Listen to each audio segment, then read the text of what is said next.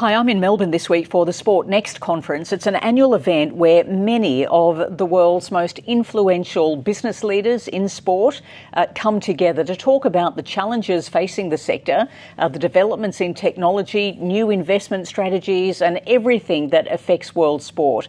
They're here because it's F1 weekend. The Australian Grand Prix will be held in this city in a couple of days' time.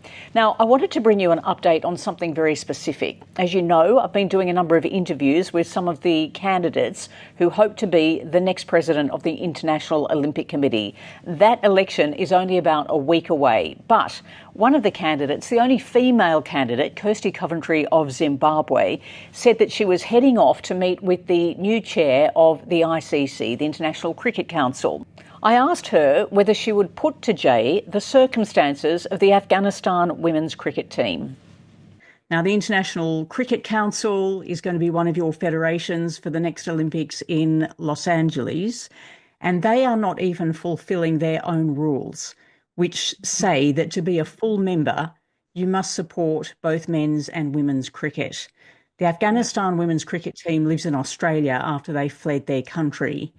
Would you, as the IOC president, take on that responsibility to lobby for the women of Afghanistan with one of your sports for the LA Olympics ahead of those games? Yes, definitely. 100%. It's not, for me, that's not even a question really, Tracy. I think that we have to. And I am actually going to be meeting with the new ICC chairman in the next week. He and I are going to be sitting down. I know that he has just taken over. So this will be a question that I will gladly be asking him how we are going to deal with it and how we're going to walk it. And that was part, that is part, as you all know, that is part of a sport becoming a part of the Olympic program, is making sure that the development of both men and women's sport across the globe is done equally. So we will definitely have that conversation, and I would 100% be honored to fight for women's rights across the world. When you meet with him and get that answer, can you let us know, please, next week? Yes. When you extract the answer from him? Thank you. Sure, no problem. Now, true to her word, Kirsty did raise the Afghanistan women's cricket team with Jay Shah in their meeting, and I thought I'd update you because she sent me an update on how that conversation went, how her meeting went. As promised, I had a very engaging meeting with Jay Shah, chair of the ICC, very insightful, and we covered a lot of topics. I really appreciated his dedication to advancing women's cricket, particularly through ICC's initiative ensuring equal pay for male and female teams. Both being younger, we had quite a lot in common, especially our commitment to inclusivity and expanding our global impact. A key part of our conversation focused on the crucial topic of Afghanistan women's cricket team. We discussed how ICC have already established an active task force and are already engaging with the Afghanistan government. Jay and I both firmly believe in the core principles of fairness, equality and inclusivity. And we are united in our optimism that Afghan women cricketers will soon have the chance to compete and proudly represent their country internationally.